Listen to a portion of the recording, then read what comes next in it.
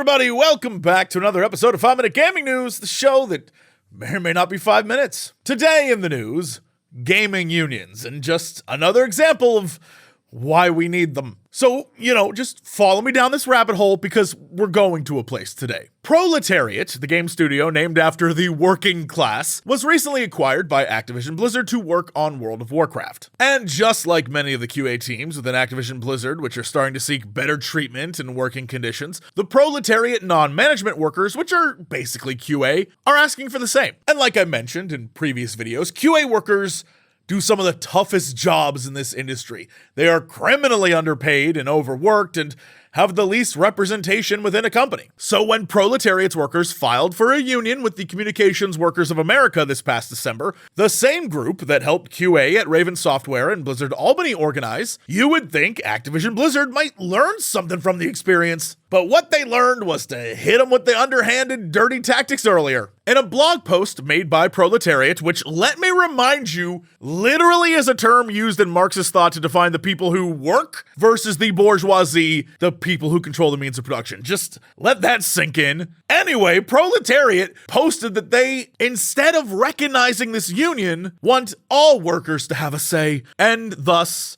need the National Labor Relations Board to hold an election so it allows employees to get all the information and various points of view. Now, Jesse, you may ask, why is this slimy? Well, it's the exact same tactic they did for Blizzard Albany and for Raven. A small group within the company wants to unionize, and as a result, the company, rather than recognizing them, says, hey, everyone should have a vote in this, not just this small group. Everyone in the company should have a say. The play being that if I'm a dev and I'm not associated with this in any way, the company is hoping I will vote no.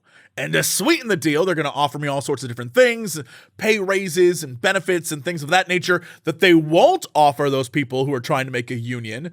And thus, it makes you feel like maybe I shouldn't be a part of a union if they're not going to get it, and I am.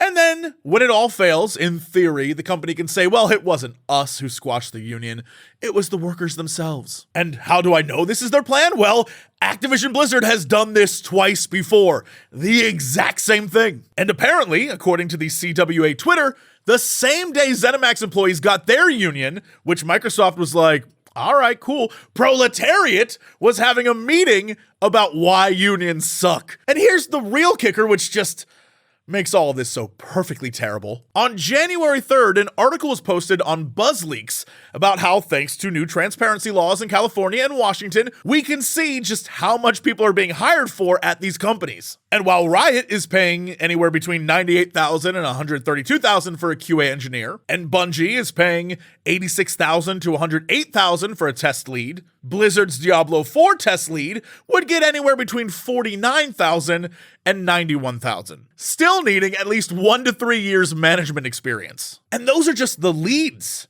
That's not even the everyday QA worker, so you have to imagine that's way less. Which not only explains the big push for unionization at Activision Blizzard, but also it goes to something a little bit deeper, to the core of one of my biggest problems with Blizzard as just a company, is that they actively abuse fandom.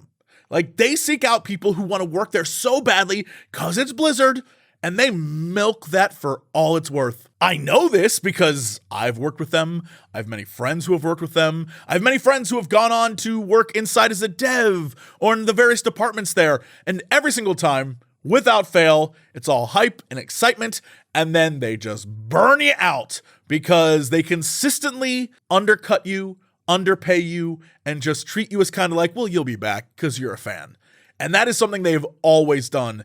And it's very clear by this January 3rd article, they continue to do so. All of this put together is just another example of why the leadership at Activision Blizzard sucks so bad. They have got to go. This company, they're killing it. I don't know what their plan is, but if it's to kill it, they're succeeding. Meanwhile, moving on to a topic that has nothing to do with Activision Blizzard, Niel Druckmann is looking to make some new games. So it's pretty clear when you see an article titled Naughty Dog's Niel Druckmann wants to focus less on cutscenes and traditional narrative over on Video Game Chronicle that you don't even need to open it to know Niel played Elden Ring, loved it, and now wants to do that. And of course, the first quote is, "I'm more recently intrigued by stuff like Elden Ring and Inside that don't rely as much on traditional narrative to tell a story. To me, that, right now, is some of the best joy I get out of games. Those that trust their audience to figure things out, that don't hold their hand. That's the stuff I'm really intrigued by going forward." And yeah, while this is just discussion and